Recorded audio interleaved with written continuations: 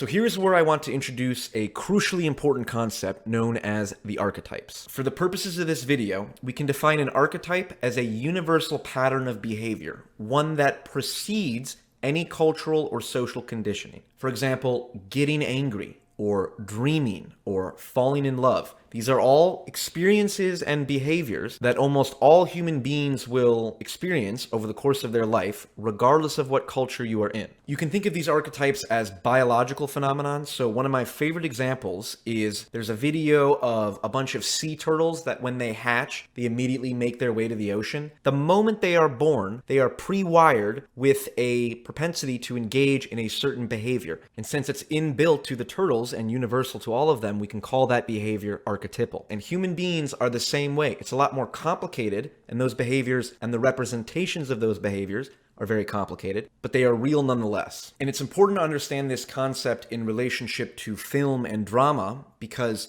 good fiction is only good or only compelling insofar as it represents these archetypal behaviors. What good fiction does is it distills the human experience down to its fundamental and universally experienced elements: love, success, failure, death, loneliness, all of these things. And it represents them in a relatable context, a context that draws upon your personal and unique lived experiences. Here's Jordan Peterson to explain.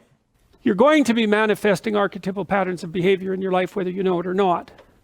Even when you do something like fall in love, because that's going to be a very particular experience for you, but it's also a very common experience at the same time, right? And romance is older than people. That's one way of looking at it. I mean, because sex is older than human beings. And so you're in the grip of something that's really ancient, but at the same time, it's really personal. And so a good novelist or a writer of fiction is able to capture both the personal element of that, to show the transpersonal within the personal.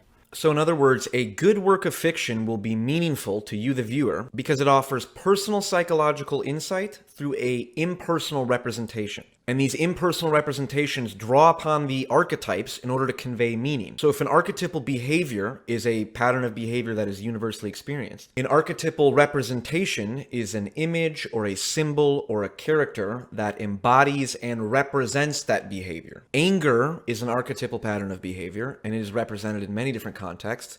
You can think about the Roman god Mars, who's the god of rage, or you can think about the Disney movie Inside Out, the little anger guy, who is about as pure of an archetypal representation as you can encounter. So there are archetypal patterns of behaviors and then archetypal representations of those behaviors. And they're both often referred to as archetypes. But once you understand this, you'll begin to see these archetypes pop up in every piece of fiction you watch. Yeah, well, there's not much difference between Gandalf and who's the wizard in Harry Potter?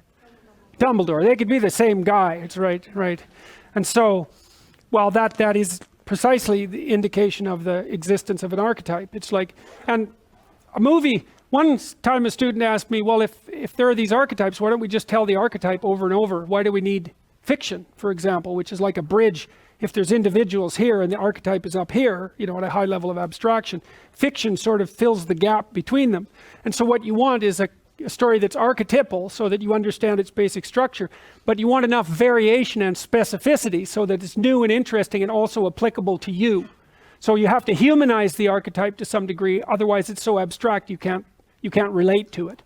And good stories really do that. They bridge the gap, and some of them are more personal and less archetypal, but if they're completely non-archetypal, there's nothing about them that captures you. It doesn't have any force. And then if it's too archetypal, well, it gets to be too abstract and you can't relate to it. So good fiction writers and good purveyors of dramatic entertainment, we think about it as entertainment, are really good at occupying that middle position. And like I said at the beginning, there is a subjective element to art, so that middle position is actually a spectrum. And you can have movies like Lord of the Rings, which are very archetypal, battle of good and evil, wizards versus demons. You shall not pass! Then you can have a movie like Marriage Story, which is much more personal and humanized, although still drawing on archetypal ideas. And in between, you might have a movie like Silence of the Lambs, which deals with the most extreme dramatized versions of human evil while still in a real-world context, so to speak. A census taker once tried to test me. I ate his liver with some fava beans and a nice Chianti.